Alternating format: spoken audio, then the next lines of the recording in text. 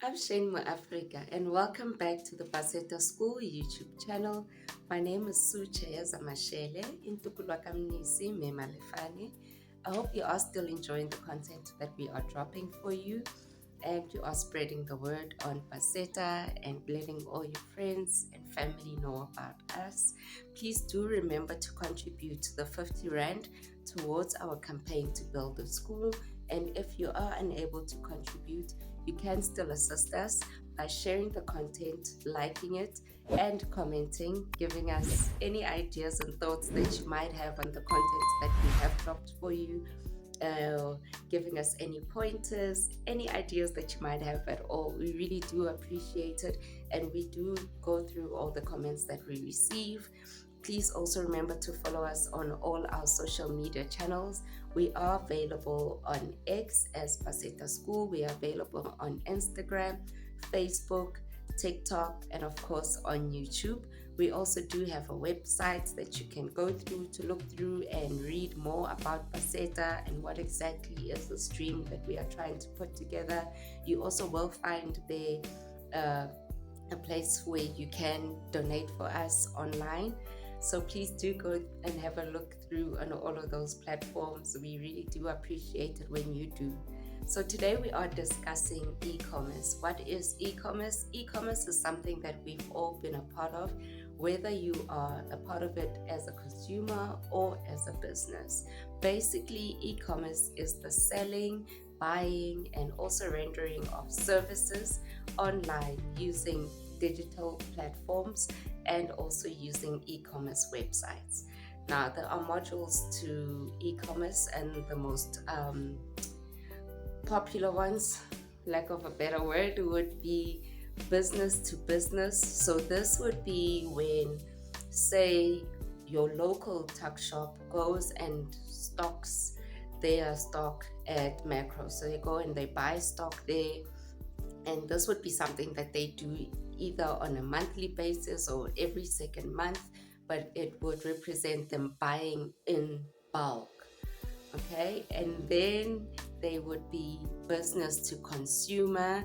This would be when you go on the business's website. So either you are doing your groceries, and for that month you don't want to be outside and you decide you're going to do it online because it is more convenient that way. You don't have to fight people for trolleys. So then you go on the ShopRite website or whichever grocery store that you buy from that does have an online platform, and then you would buy your goods there, put them in your trolley, check out, make your payment. The store would then receive your payment and your order details for what it is that you want.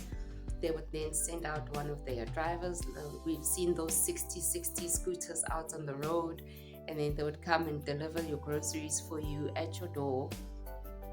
Another example would be consumer to consumer. I think this one is a more popular one because it is more accessible to everybody. So this would be when, say, your favorite TikToker comes through and says, "Hey guys, I've got a plug," and they are in downtown Joburg, and they found that Nike sneaker that you've always had your eye on, and it's not going for the price that it goes for in the store. It's a little bit cheaper, and then they will then go to the shop is good where they found it and then they will sell it to you, obviously at a little bit of their markup. I think they call it a runner fee, which is actually a very lucrative business if you are looking for something to do on the side. So they will then go to shops, find things, items that people are interested in buying, and for whatever reason, either you don't want to go to either you don't want to go to downtown Joburg yourself. So then that's where the consumer to consumer model would come in. So they'd advertise it to you on their TikTok page or their Facebook page or Instagram, whichever platform they would use for it. You would then see it and you'd let them know, "Hey, I'm interested. I'd like that sneaker in a size 4." They go out, they get it for you, get your details, and then they either courier it to you or use Pepsi or Courier Guy or whatever method they use, and then that's how you would get the good to you. And then another one would be business to government. I think this is one that most South Africans are familiar with as well. So this is when the government would put out tenders. Say they would put out a tender to say that we need cleaners for hospitals, government hospitals in a certain area. So then businesses who are in the cleaning industry would then submit all their compliance documents compliance documents, as well as then they would sign contracts with the government to say, okay, we'll supply the cleaning material and services at this amount for this term, so 6 months to a year or whatever the contract term might be, and then they would then be awarded that tender.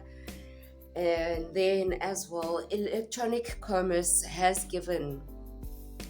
grown rapidly rather, due to the technological advancements, global connectivity, and the shifting consumer preferences. So because now everybody is digital, well, most people rather are digital, and they are able to access things that they want to buy online, it has grown, the need for it has grown.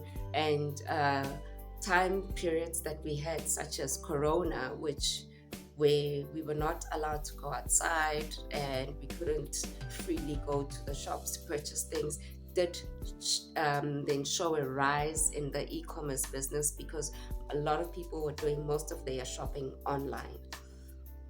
So what are the benefits of e-commerce? The benefits of e-commerce is that, unlike a shop at the mall which closes at 5 p.m., if you have an online shop that is operating 24/7, so regardless of whether you're on the road or you're doing something else, if you are especially you've incorporated AI into your online business, you can have it run all your orders and your admin part of things while you are busy with something else, which is also a plus. And then also the other advantage of it is the fact that the global market access is now greater for you.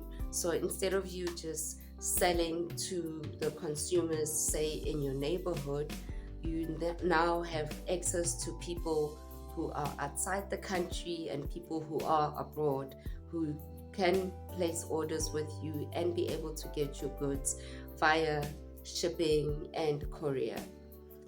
Another advantage of e-commerce is that the cost and efficiency. So because you are now not paying overheads and utilities, because you are not renting out a space, you're not worried about things like rent at the end of the month, because it's not a building that you are in, everything is online. Your costs, your overall overhead costs will be lower. And then what are the disadvantages of e-commerce? The disadvantages of e-commerce would be the market competition. So because everybody is online, and like I mentioned, during the times when we had COVID, people did, because of job loss, and then go into alternative ways of making income. I know drop shipping became a big thing that a lot of people were interested in and looking into going into, and selling on behalf of Takealot and all those type of services. So because of that, the market is saturated, so the competition is high. And also because now people can actually be able to compare different products while sitting in the same place. Like I know if you go on websites such as Temu, you might find a dress for 200 Rand on the first page, and then if you keep scrolling through the pages, you might find the same dress but listed under a different seller, and it's costing you slightly less than what maybe the previous seller was selling you the same item for. So people are able to then compare prices and take their time out with trying to find a better product.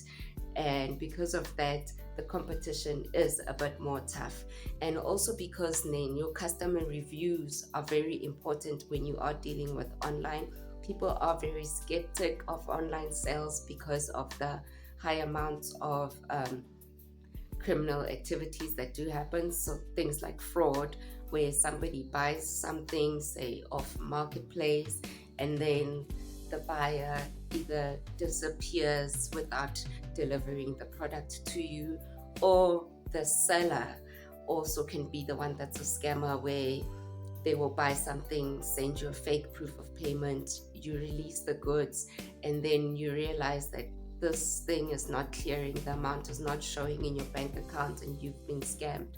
So because of that, it does make it a business where you do need to build on your customer service, because your customer reviews basically build your business, because they build your business trust. So there is a lot of different careers that you can go into in regards to e-commerce, and there are different entry levels to it. So it is something that is very interesting, and I believe that as technology is advancing, it will be very vital for us to also keep up with it and be able to teach our learners all the industry improvements that have happened, all the technological improvements that are happening, all the different AI that is coming into play in terms of assisting with the businesses, assisting with running it in the background for you. And also, as technology does advance, and hopefully we do get those self-driving cars, that will also help with deliveries, making sure they are actually on time, and it will assist with the tracking of your deliveries, because that's another thing that will affect how your customers see your business and react and respond to it. So it is something that we want the Paseta child to be one step ahead of, and we hope that we will be able to then also keep up with technology and what is happening in terms of business, and right in the middle and all the way to the consumer. Thank you so much, and if you've made it this far, I appreciate you. Please do remember to like our content and to share it with everybody. Hi, Hole Paseta. Thanks. Bye.